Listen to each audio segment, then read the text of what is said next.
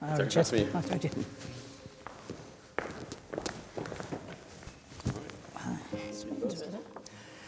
Right, Richard, do you think the military has improved in its treatment of the LGBTQ community? Could I change that question slightly? Were you aware of what it was like for people in my day in the military? Just naturally assumed it would have been pretty unpleasant. I can only speak for the anxiety that I felt prior to my first day at Sandhurst. There was never that fear that I wasn't going to be able to serve. But it's one thing being able to serve, and it's quite another being fully accepted. So tell me about why you ended up leaving the army. Round about October 1975, a gay magazine did an article. It was all to do with discipline in the military. One of the guys was from my regiment. Someone saw that in the barracks, internal police for want of a better expression, and they wanted to interview me.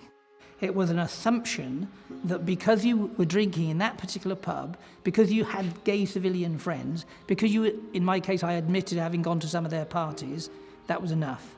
That was enough. We hadn't been told we'd done anything wrong.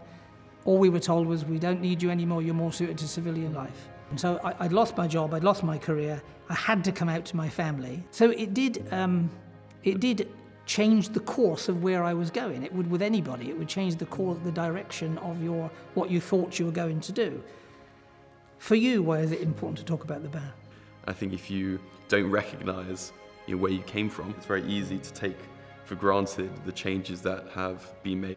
I think the army does deserve credit for how quickly it's come, for an institution that had units that were dedicated to trying to find out which personnel were gay and which are straight, and then to kick them out to what it is now. It's impressive. It's a world apart. Yeah. It's important to remember that, so we don't lift our foot off the gas pedal.